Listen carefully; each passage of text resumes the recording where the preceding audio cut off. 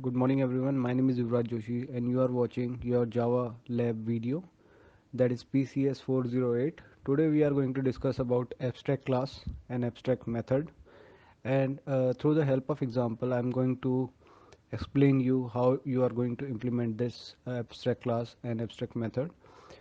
Also, we are going to solve your problem statement 13th, and I would be giving you as an home assignment problem statement 14. So let's get started with the abstract class definition. You have to remember these points for doing such type of programs. So what is an abstract class? A class that is declared using abstract keyword is known as abstract class. It can have abstract methods without body, as well as concrete methods, regular methods with body.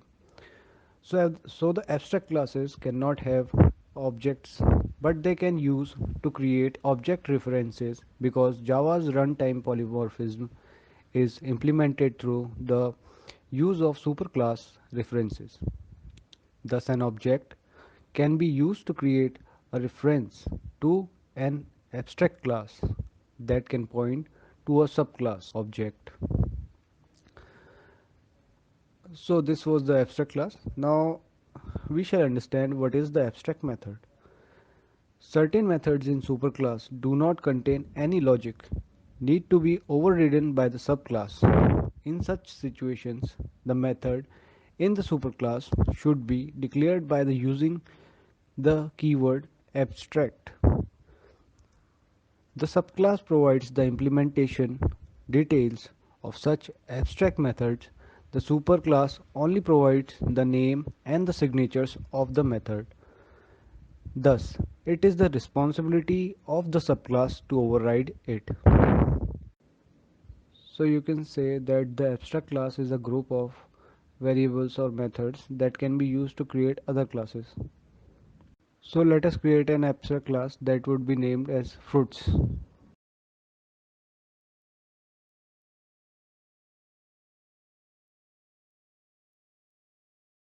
So what are the names of the fruits? You can take methods to describe it. You can say public void apple. So this is a normal method, and inside it you would write system.out.println, and it's just gonna be normal, and I would write apple inside it and then in terminator closed. So we can try to write it as any normal class. So I will say fruits f equals to new fruits, then I would say like any other normal class f dot apple, and then terminator close. You can see there is a error coming and it is saying cannot instantiate the type fruits. Why is it so? If you say that, if you delete this abstract from here and run the program, you can see apple is appearing here.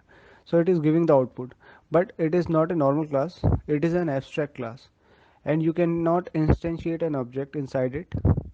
So how we are going to implement this abstract class? So it could be like I am giving here a class, let us say iron, and then extend it for the fruits, bracket open, and then we have to change this fruits to iron because apple contain iron, so I have given it, and f to I dot apple, and you can see that there is no error coming.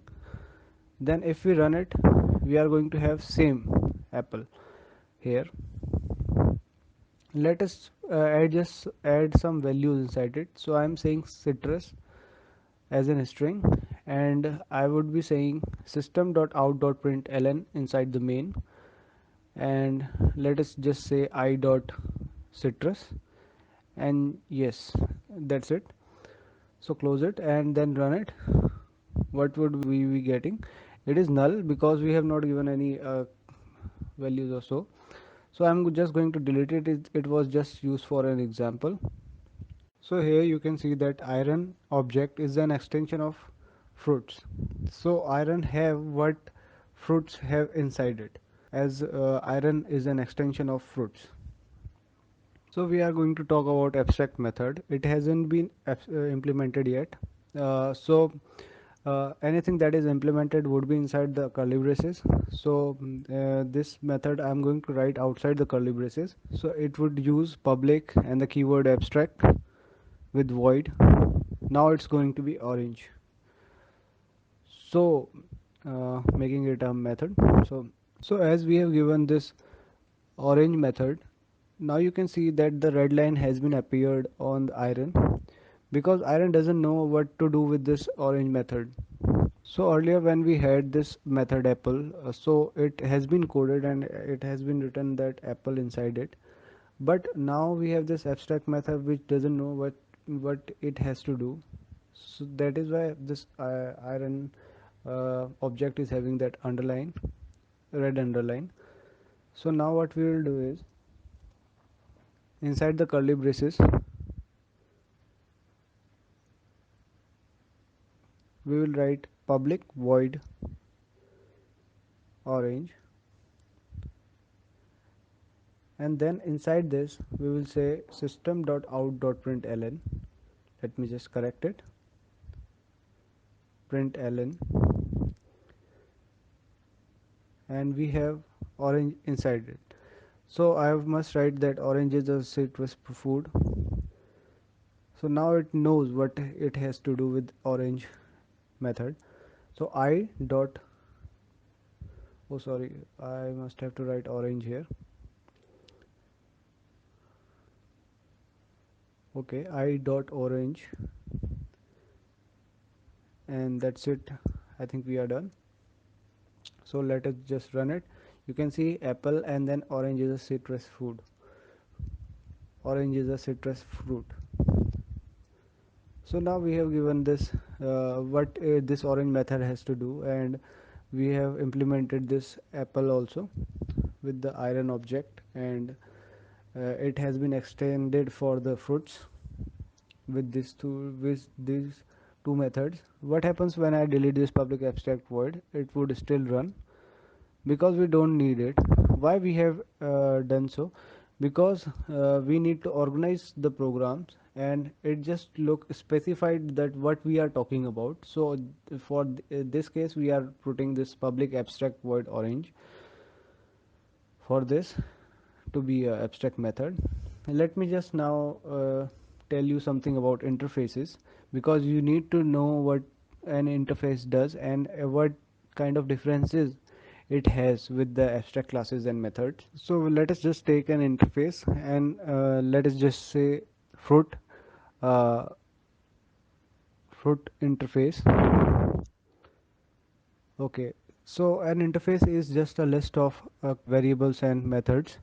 So let me just take void apple and then void orange, uh, oranges or orange, whatever you take it.